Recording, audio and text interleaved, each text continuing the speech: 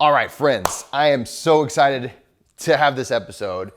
This morning, I had a friend of mine ask me this question, and I feel like it's a really good question, especially after the holidays, after a lot of conversations this past year in 2023. There's been a lot of conversations about AI.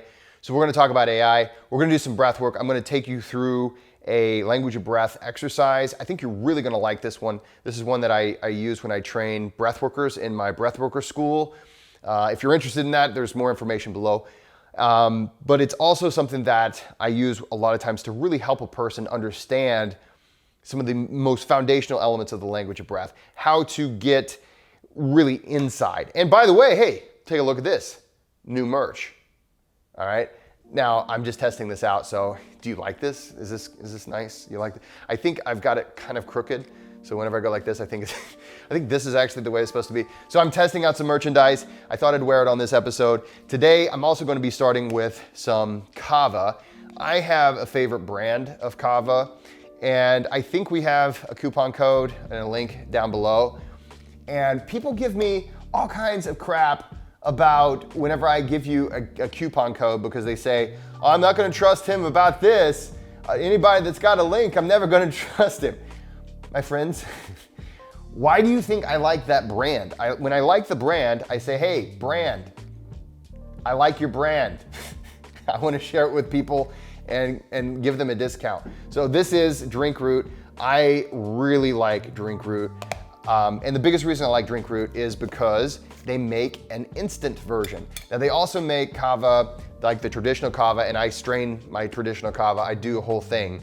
But times like these are really awesome because I can just say, okay, I've got my water here, I've got my spoon. You still have to stir it up. It's still, for those of you who have done the traditional kava experience, and maybe we'll do an episode with one of those, you know, kava is not one of those drinks that you, it's always gonna stay sort of as a, what am I trying to say here? It's a suspension, okay? It's not a perfect thing that you don't have to kind of stir around. Or at least no kava experience have I ever had where it's not a suspension. Anyway, yes, I'm familiar. I do know that if you mix it with a fat, you get a better experience. And I just don't have the capacity to do that right now. I'm just gonna mix it with water. But the cool thing about kava is that it's not what I would consider an inebriant. It's kind of a nice little thing. It gives you a little bit of a relaxed feeling. There are some people that believe, and there was some research. So I started using kava. Okay, I just turned the ripe old age of 43. Yes, last year I was the answer to the universe and everything according to Hitchhiker's Guide to the Galaxy. I was 42, but now I am 43. And I have been using kava now for 30 years. All I'm saying is I've been using it for a while. I've had no problems. It's something that tends to work it seems to work for me just fine. I get my liver enzymes checked. I do blood work voluntarily. So I'm one of these weirdos. For the longest time, I don't know if you do this where you work, but when I was an English professor, every year for our health insurance, we'd always have to go get our blood checked. I would go twice. I would say, can you check it twice? Could you check it 3 times? I'm so interested in what's going on in there. And the thing is, I'm a huge fan of saying, okay, what are my numbers? Where are these things? Because whenever you get a blood test or anytime you look at what's going on here, it's a snapshot in time. And so I'm interested in getting as much data. I'm a very data-driven person. So anyway, the point I was trying to make is check with your doctor, check to make sure kava is right for you. Just because I am using it doesn't mean you should use it. I know I've had some friends of the show reach out and say, hey, it's not available in my country. It's been banned. I'm so sorry. I am so sorry. And for you, I'm going to drink this for you. And I would like to just cheers to everyone. Here's to you. And on to the topic for today. This morning, a friend of mine asked me, we were talking about using ChatGPT and AI. I don't know, let me know, have you used AI? Are you a fan of AI? 2023 seems to have been the year of the proliferation of AI and all these different AIs for this thing and that thing. And I've been dabbling with ChatGPT, and I've been using it. At first, I used it for research, and then the research was really crappy. It was terrible, actually. And then it got a lot better. So I've been using it as I've been writing my next book. So I've got another book coming out. So spoiler alert, another book's coming out. Prepare.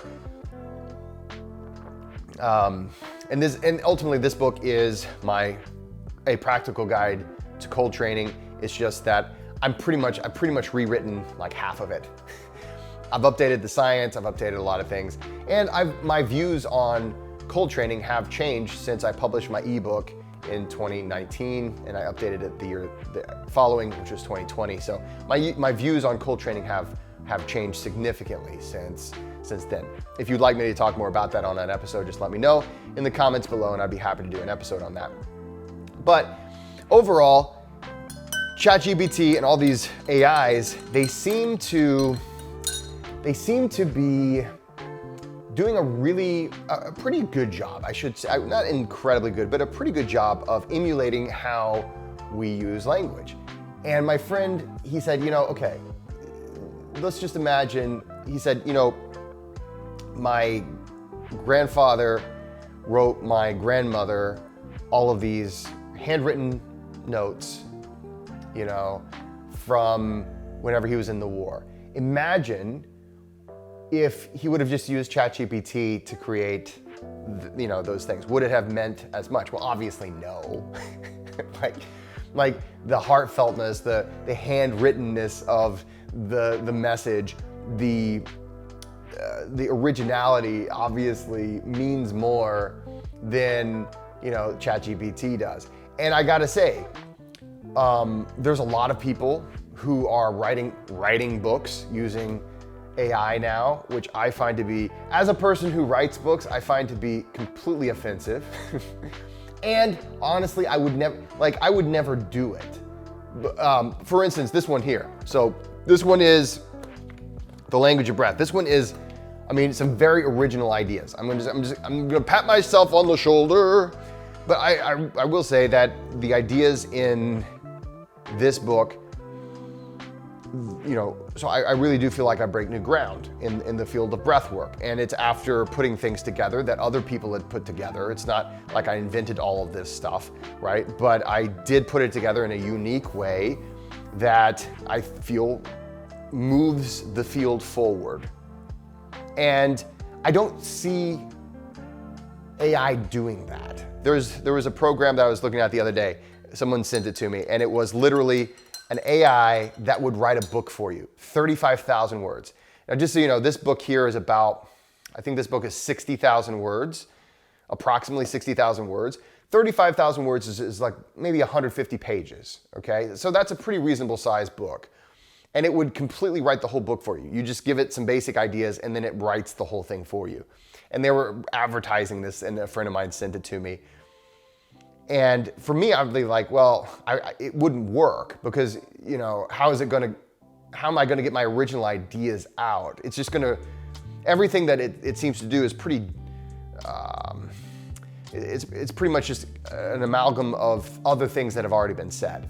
So for instance, in my emails to you, if you're on my email list or things like that, if I were to try to use AI to write those, it could write like generic text, but it couldn't write the things that I like to write to you, which are like, hey, this is stuff that's going on, and here's what I think about that. So, I can see how it can be very useful, but I can also see how it's not quite where I'm planning to use it a whole lot. But I still use it. I will say I use it every day, especially when it comes to finding things out. I use it more than Google now. So rather than Googling something, I just ask ChatGPT on my phone. I say, hey, what's this? And I say, okay, give me some sources. Can you show me research for this?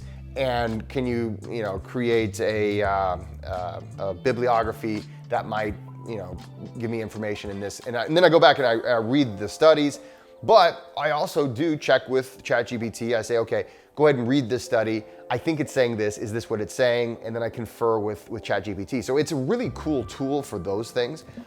And of course, there's a lot of people, like, of course, at the holiday dinners and lunches that I've been to, who are just very much against AI.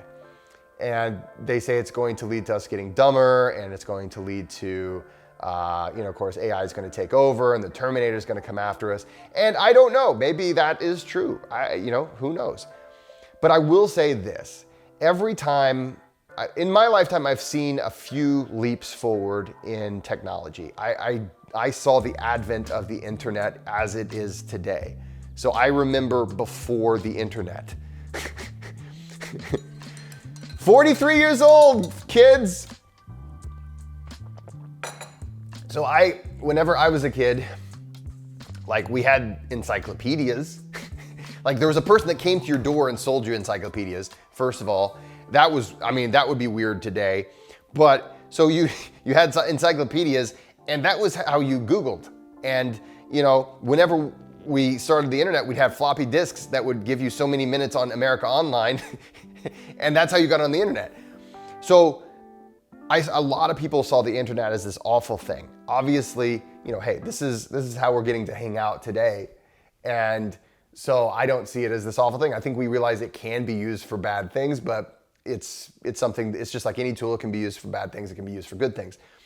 So I always think about Socrates, the founder of Western philosophy. He actually was against books. Like, he hated the written word. He felt like written words can't really defend themselves. They can't explain themselves. He felt as though it would make people lazy, and they have it written down. So why would they remember things? Why would they have these things in their minds? And obviously, nowadays, if you read a book, people are like, oh my God, you're doing this thing that makes you this is really good for you. Yes, read as many books as you can, right? And in much of human history, a person who was reading books was kind of like, I don't know, sort of like what we might think of a person who just can't stop watching television or playing video games. It's interesting how sometimes these inventions, these advancements in technology, especially advancements when it comes to communication, how that changes how we look at things and how it moves us forward, even whenever it appears as though it may not move us forward. And I think a lot of it is our unconscious bias. We're not used to it. We don't really fully understand it. We don't know what we don't know. And when we don't know what we don't know, a lot of times we just fear. And so the first thing, we're like, hey, there's this new thing. It's a very powerful tool. Better be afraid of it. And there's good reason for that, right? If you don't fully understand something, it could be a disaster. It could be a whole box of snakes. It could be this thing that is awful. I personally would like to believe that, my son will have AI as a tool in the same way as I've had the internet. If not for the internet, I would not have learned about breath work. I would have been this kid in the small town who grew up to do small town, I don't even know what I would have done. Honestly, I would have been, I guess, an English professor. I liked being an English professor to some degree. But when it comes to the things that I've been incredibly passionate about in my life, specifically, one of them is breath work, but a lot of things that I'm incredibly passionate about, one of them is learning. It would have been incredibly limiting, And yes, the internet is a place where there's, gobs of pornography and, people get swindled out of money and catfished and things like that. Yes, there are bad things that happen, but it's another piece of technology that has also brought an enormous amount of value to my life and the value, I'm sure, to yours.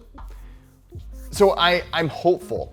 I think it's important to look at this thing and not as a knee-jerk reaction, not as, okay, I've seen science fiction, I've seen The Matrix, I've seen, how it could go wrong. I mean, remember Star Trek, is this, utopia type of a thing. They've got all kinds of AI. remember data on the Enterprise? So it could go right. We at least have a few sci-fi things where it went right. I think the important thing is to remember our humanity, and also to remember that as these technologies developed, it also changed the ways that we behaved in positive ways too, right? I think that the more that AI emulates how we speak, the more we will recognize genuineness in tone, inflection, in things that we may even adjust. Our alphabet may change. We may change our language in ways that we can't even predict right now in order to be able to know the difference between what the AI generates versus what a person generates. You never know. I'm excited. I've seen a lot of value this year in I've used ChatGPT 4. That's the one I've used. I've seen a lot of limitations, but I know those limitations will go away as the technology increases. I don't know, what do you think? What do you think about AI? Are you doom and gloom? Are you Star Trek paradise? Have you used it yourself? And if you have, tell me, what have you done with it? Please, in the comments, let me know. We're gonna do some breath work, and let's just remember, as we go forward with AI, and as we go forward with all of this, that oftentimes we have other things that we should be more concerned about than whatever this new technology thing might be. When was the last time you shared time with friends? When was the last time you were with your boys or with your girls or with your family or with your loved ones? Those are important things to focus on, and those are things that AI can't take away. I don't think AI is going to replace family or friends or anything real, anytime real soon, at least. Even in Star Trek, even in, the Terminators, I guess Arnold was hilarious in some of some of his phrases were kind of funny. I don't know. What do you think? Guys, that's all I got for you right now. Let's go do some breath work. Let's go.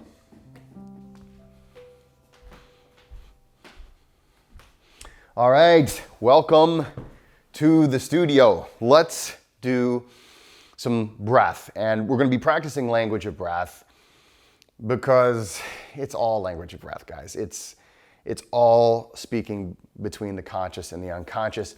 So what we're going to be doing is actually an exercise that I use whenever I try to help a person really start to really marry the breath and the awareness.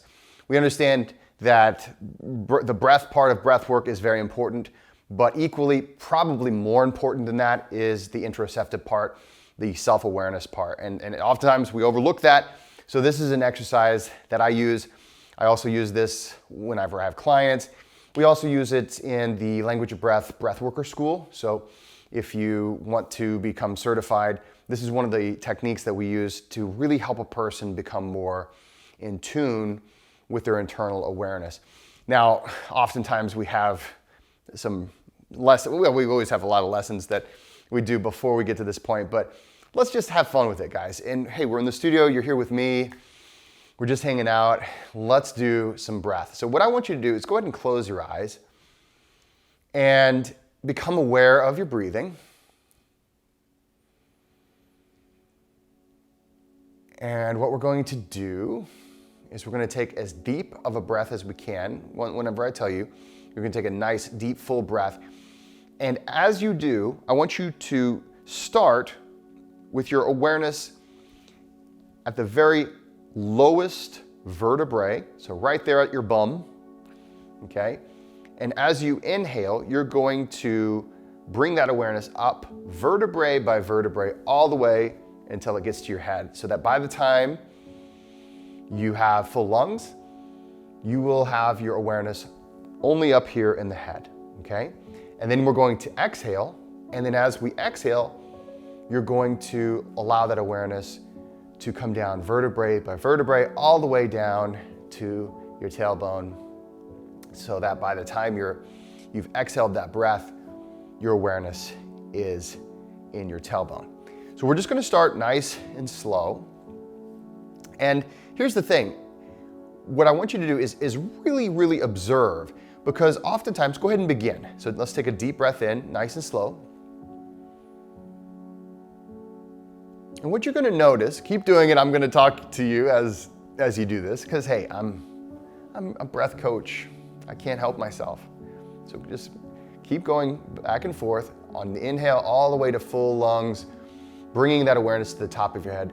On the exhale, vertebrae by vertebrae, bringing it down. We're practicing a skill, and we're practicing using a sense that often atrophies, and that's the sense of internal awareness. We can really work on this, we can improve it, but we have to practice it. And so this is what this practice is all about.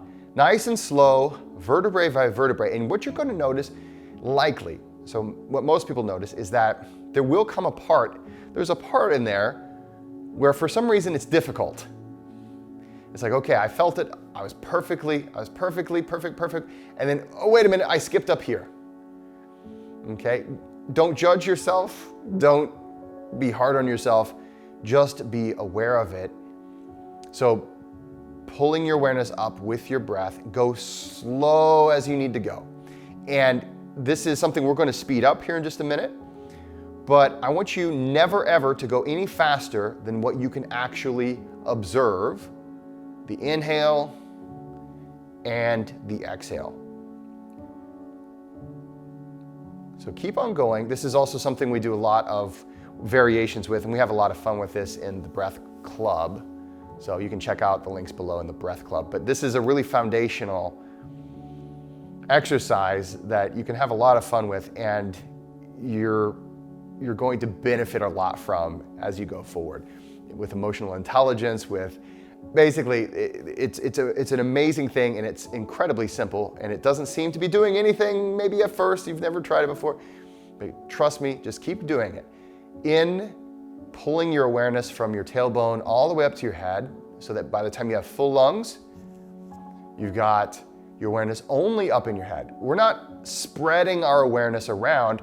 It's almost as if we've got a laser pointer, and our breath is what is actually pointing it, right? So we're allowing our breath to pull that laser pointer up as we inhale. We're allowing that breath to allow it to descend as we exhale. All right, so keep going. You're doing great. I'm going to do a few repetitions just to get ready with you before we speed up. But again, I do not want you to speed any faster than what you can actually trace when it comes to your awareness, okay? And you're going to notice that over time, your internal awareness improves. So here we go. I'm just doing a few with you.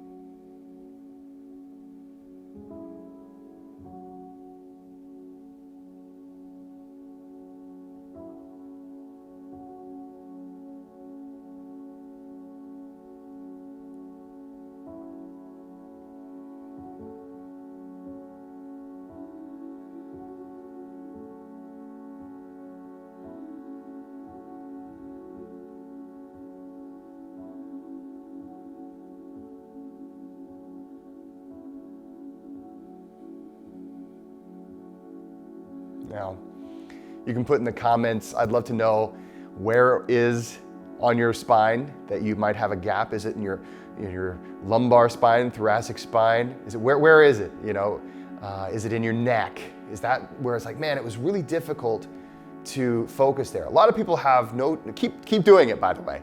Keep doing it. We're going to get to a little bit faster here in a minute. A lot of people have a lot of success in the neck. Usually the neck is really easy. A lot of times people lose their awareness somewhere in that thoracic spine area, but it's different for everybody. Keep going and just really focus in. And are you skipping? Oh, I'm bored. I don't want to do this anymore. Huh? Can you focus?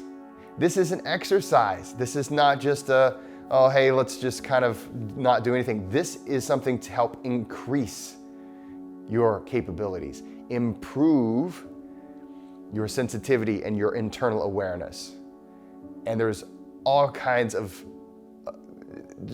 good things that come from this. Read my book, stay tuned, we talk about it on this show. Okay, now, let's suppose what I want you to do is speed up a little bit more. So go a little bit faster as long as you can continue to trace, okay? It might be a challenge, but I want you to speed it up just a little bit more. And I'll do a few with you.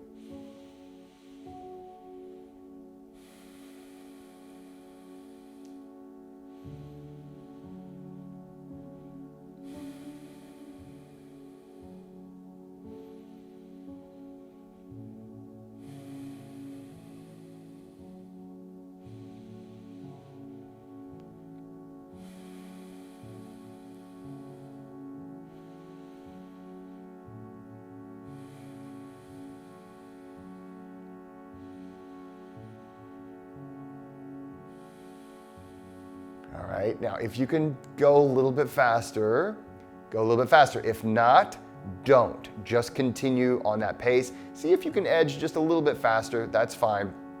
But challenge yourself to go a little bit faster as long as you're not just skipping over, as long as you're not just focusing on breathing only. This is not, anybody can just, focus on your breath. We're not just doing that. We're bringing internal awareness. We're bringing this all together, the conscious and the unconscious, the sensory and the things that I can control, which is in this case, my breathing. So I have conscious connection to my unconscious processes.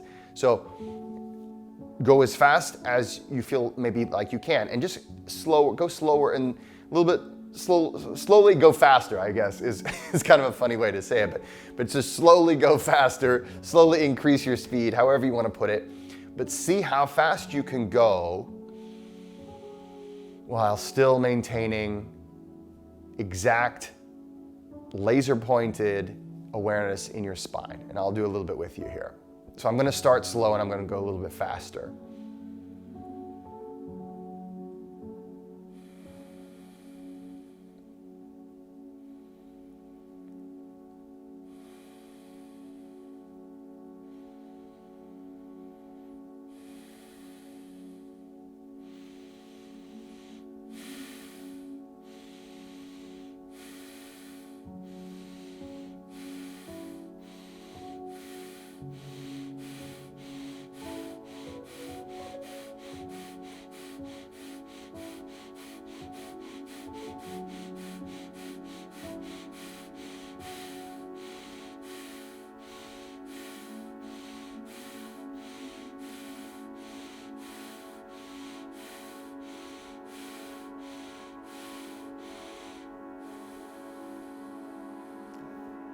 You can keep going.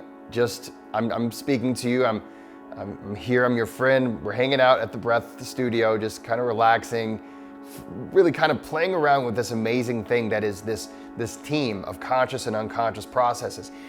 This singular organism that you have partial conscious control over, and then an enormous amount of you is speaking to you. And it's you, but it's not your conscious you, okay? So there's this incredible dance that's happening, this conversation that you are taking part of, simply because you're using your breath to speak, you're using your awareness to listen. Now, keep going, and just really see how fast you can go. Don't go any faster than you can trace perfectly, okay? And don't feel bad if it's just not, oh wow, I can't go very fast. That's pretty typical, okay? And that is not an insult. That is where I was when I first started developing this practice, when I first started researching the insane, incredible, overlooked value of internal awareness, especially as it relates to our emotions and as it relates to breath work and all these things. So don't worry if you can't go very fast yet. Just remember, this is something that you can increase. So now what I want you to do, no matter how fast you're going, I want you to go as slow as you can go. Okay, and observe how just in this little exercise here, observe how much more precise your internal awareness has become in just this small exercise, okay? doing a few with you.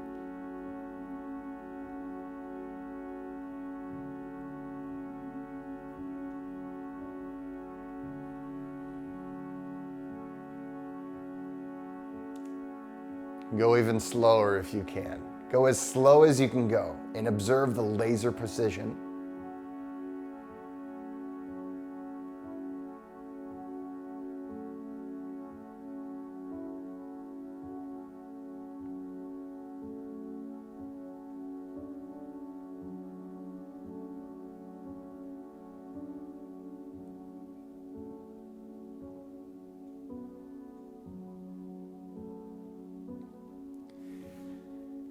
Now, you can keep doing this if you like.